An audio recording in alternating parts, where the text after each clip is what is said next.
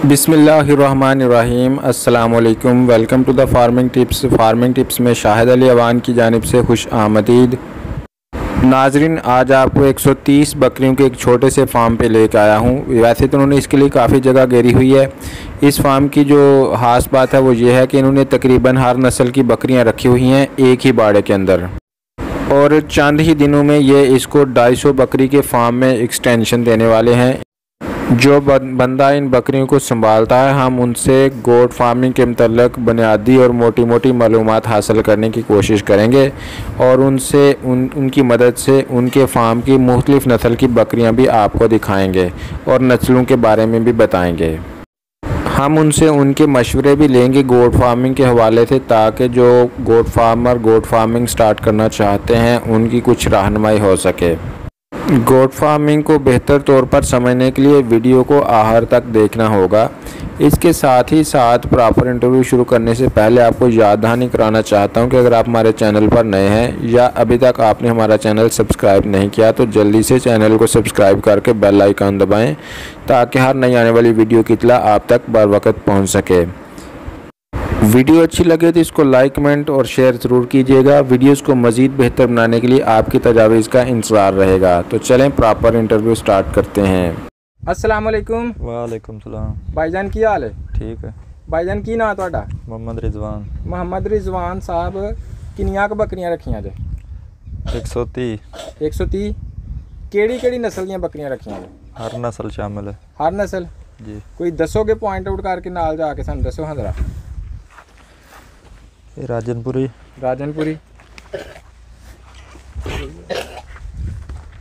हिरन टाइप कश्मीरी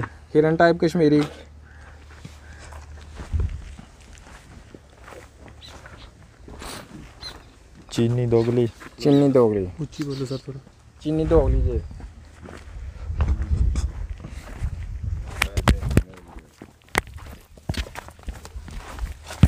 देसी जी।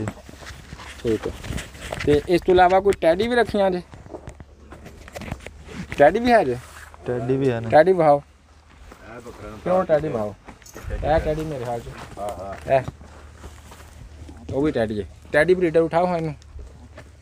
Pure teddy breeder देख लें जी, ये प्योर टैडी है। टैडी इस तरह के होते हैं जी। ये बच्चे ज़्यादा देते हैं, बाहर देते हैं जी। तेज़ होते हैं, सब कुछ खा लेते हैं जी।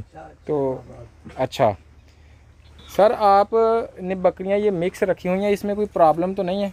नहीं, मतलब इनको कोई ये खाने पीने में बाज़ बकरियां होती हैं वो टहनियाँ पसंद करती हैं, बाज़ घास पसंद करती हैं, बाज़ चारा पसंद करती हैं, तो उसमें कोई मसला तो नहीं? नहीं सर। ठीक है। यानी सर आप इनको क्या डालते हैं सारे दिन में?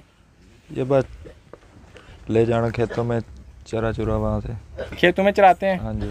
इसके अलावा कुछ नहीं। सुबह से लेके शाम तक क्या रखा हुआ है? सुबह 3-4 घंटे सुबह ले गया। अच्छा। फिर पिछले टाइम 3-4 घंटे ले गया। ठीक है। चारा खवा का फिर ले आया। ठीक है। पानी कितनी देर इसको देते हैं? पानी 24 घंटे पड़ा रहता है इधर। सारा दिन इधर पानी रहता है? हाँ जी। यानी कोई मसला नहीं है? नहीं। ठीक है। तो इसके अलावा कोई बकरी अगर बीमार हो जाए तो उसके लिए कोई देसी हाल करते हैं या डॉक्टर को बुलाते हैं? डॉक्टर को बुलाते हैं। इनके कीड़े मार दवाइयाँ भी इनको देते हैं? हाँ जी, सारी दवाइयाँ पड़ी हैं अंदर सारी। कीड़े मार दवाई इनको कितने महीनों के बाद देते रहते हैं? सर 10-15 दिन में। 15 दिन बाद देते रहते हैं? हाँ जी। इतनी ज़्यादा? कुछ जानवर ऐसे हैं। अच्छा ठीक है। अच्छा भाई, तुसी ਇਹ ਬੱਕਰੀਆਂ ਕਿੰਨੀ ਜਗ੍ਹਾ 'ਚ ਡੱਕੀਆਂ ਨੇ? 3 ਮਰਲੇ। 3 ਮਰਲੇ 'ਚ। ਇਸ ਤੋਂ ਇਲਾਵਾ ਵੀ ਤੁਸੀਂ ਦੱਸ ਰਹੇ ਕੋਈ ਸ਼ੈੱਡ ਵਧਾ ਰਹੇ ਹੋ, ਕੀ ਹਿਸਾਬ ਕਿਤਾਬ? ਜੀ ਸਰ, ਇਹ ਸ਼ੈੱਡ ਸਾਰਾ ਬੱਕਰੀਆਂ ਵਾਸਤੇ ਤਿਆਰ ਹੋ ਰਿਹਾ। ਇਹ ਸ਼ੈੱਡ ਤਿਆਰ ਹੋ ਰਿਹਾ? ਹਾਂਜੀ। ਕਿੰਨੀਆਂ ਕੁ ਬੱਕਰੀਆਂ ਹੋਰ ਰੱਖਣ ਦਾ ਪ੍ਰੋਗਰਾਮ ਹੈ? 2-250। ਹਾਂਜੀ। ਕਿੰਨੇ ਕੁ ਦੇਰ ਤੱਕ ਤੁਹਾਡਾ ਪਲਾਨ ਹੈ ਕਿ ਤੁਸੀਂ ਇਹ ਮਜ਼ੀਦ ਬੱਕਰੀਆਂ ਲੈ ਆਓਗੇ? ਇੱਕ ਹਫ਼ਤੇ ਤੱਕ। ਇੱਕ ਹਫ਼ਤੇ ਤੱਕ ਤੁਸੀਂ ਇਹ 2-250 ਤੱਕ ਐਕਸਟੈਂਡ ਕਰ ਰਹੇ ਹੋ? ਫਿਲ ਵਕਤ ਤੁਸੀਂ ਇਹਨਾਂ ਨੂੰ ਥੋੜੀ ਜਿਹੀ ਜਗ੍ਹਾ ਤੇ ਬੰਦੋਬਸਤ ਕੀਤਾ, ਛਾਂ 'ਚ ਰੱਖਿਆ? ਹਾਂਜੀ। ਅਗਰ ਹਨੇਰੀ ਬੱਦਲ ਆਈਏ ਜਾਂ ਮੌਸਮ ਖਰਾਬ ਹੋਏ ਤੇ ਫਿਰ ਇਹਨਾਂ ਦਾ ਕੀ ਕਰਦੇ? ਫਿਰ ਅੰਦਰ ਹਵੇਲੀ 'ਚ ਆਰਜ਼ੀ ਤੌਰ ਤੇ ਹਵੇਲੀ 'ਚ ਰੱਖਦੇ ਹੋ? ਘਰ 'ਚ? ਹਾਂਜੀ। ਠੀਕ। ਕੋਈ ਸ਼ੈੱਡ ਤੁਸੀਂ ਬਣਾਇਆ ਦਾ ਹੈ? ਹਾਂਜੀ। ਤੇ ਇੱਥੇ ਇਹਨਾਂ ਦਾ ਵੱਖਰਾ ਸ਼ੈੱਡ ਬਣੇਗਾ? ਇਹਨਾਂ ਦਾ ਵੱਖਰਾ ਬਣੇਗਾ। ਠੀਕ ਹੋ ਗਿਆ। ਅੱਛਾ, ਤੁਸੀਂ ਇਹ ਦੱਸੋ ਇਹਨਾਂ ਨੂੰ ਕੋਈ ਵੰਡਾ ਵੀ ਪਾਉਂਦੇ ਹੋ? ਵੰਡਾ ਕੋਈ ਨਹੀਂ, ਬਸ ਸੈਲੇ ਸੀ ਅੱਗੇ ਥੋੜਾ ਬਹੁਤਾ ਸਵੇਰੇ ਪਾ ਦਿੰਦਾ। ਸਾਲੇ ਸੁਬਾ ਪਾਉਂਦੇ ਹੋ? ਕਿੰਨਾ ਪਾਉਂਦੇ ਸੋ? ਇੱਕ ਪੱਲੀ ਆਉਂਦੀ ਸੀ ਜਿਹੜਾ ਖਿਲਾਰ ਕੇ ਇਹਨਾਂ ਨੂੰ ਪਾ ਦਿੰਦੇ ਸਾਰਿਆਂ ਨੂੰ? ਇੱਕ ਪੱਲੀ ਤੁਸੀਂ ਸਾਰਿਆਂ ਨੂੰ ਖਿਲਾਰ ਕੇ ਪਾ ਛੱਡਦੇ ਹੋ। ਅੱਛਾ ਇਹ ਦੱਸੋ ਕਿ ਇਹਨਾਂ ਨੂੰ ਮਤਲਬ ਕਿ ਸਾਲੇ ਤੋਂ ਇਲਾਵਾ ਕੋਈ ਹੋਰ ਚੀਜ਼ ਵੀ ਪਾਈ ਜਾ ਸਕਦੀ, ਤੂੜੀ ਵਗੈਰਾ?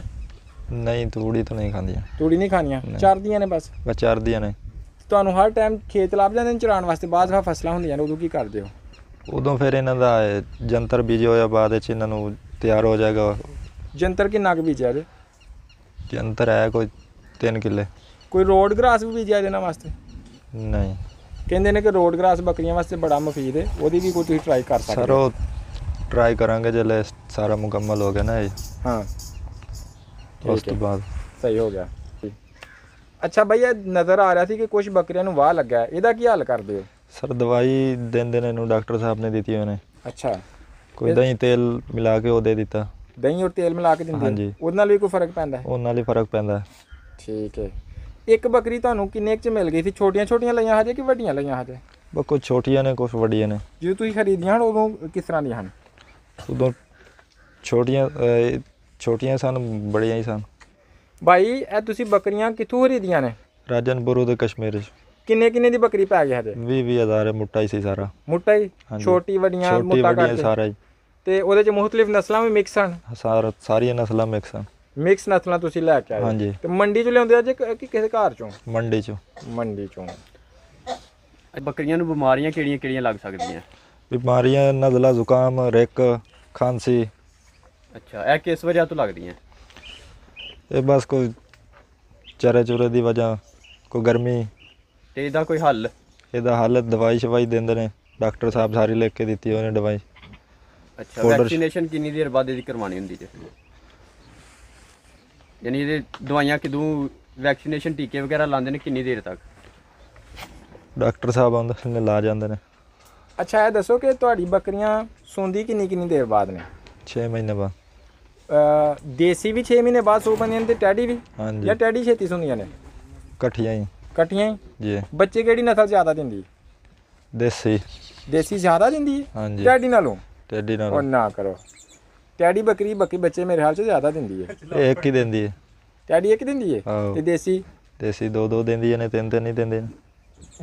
ਅੱਛਾ ਤੁਸੀਂ ਸਾਨੂੰ ਕਾਫੀ ਸਾਰੀ ਗੱਲਾਂ ਦੱਸੀਆਂ ਨੇ, ਕੋਈ ਐਸੀ ਗੱਲ ਦੱਸੋ ਜਿਹੜੀ ਤੁਹਾਨੂੰ ਨਹੀਂ ਪੁੱਛੀ ਤੇ ਸਾਡੇ ਨਾਜ਼ਰੀਨ ਦੇ ਕੰਮ ਆਈਏ। ਸਰ ਇਹਨਾਂ ਨੂੰ ਬੱਕਰੀਆਂ ਨੂੰ ਉਹੀ ਬੰਦਾ ਚਾਰ ਸਕਦਾ ਜਿਹੜਾ ਇਹਨਾਂ ਦੇ ਬਾਰੇ ਜਾਣੇ। ਠੀਕ ਹੈ। ਉਸ ਤੋਂ ਇਲਾਵਾ ਇਹਨਾਂ ਦੀ ਕੋਈ ਨਹੀਂ ਖਿਦਮਤ ਵਗੈरह कर सकता। तो इन्होंने चरा के पालना पैंदा? हाँ जी, चरा के। ठीक हो गया, बहुत शुक्रिया जनाब, बहुत शुक्रिया। तो जी नाजरीन, भाई ने हमें मोटी मोटी मालूमात दी और अपने मशवरे से भी नवाजा। ओवरऑल जो मैंने इस फार्म से नोट किया वो ये है कि कोई भी बंदा जिसके पास थोड़ी सी जगह बकरियों को रखने के लिए है या वो थोड़ा सा इन्वेस्ट कर सकता है, वो गोट फार्मिंग का काम स्टार्ट कर सकता है।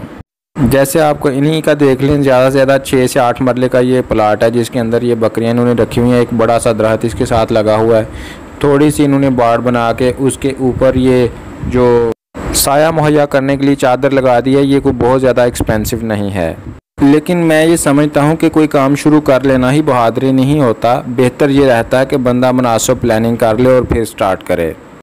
मैंने इनकी बकरियों को दूसरे फार्म्स की बकरियों की निस्बतन कमज़ोर पाया है।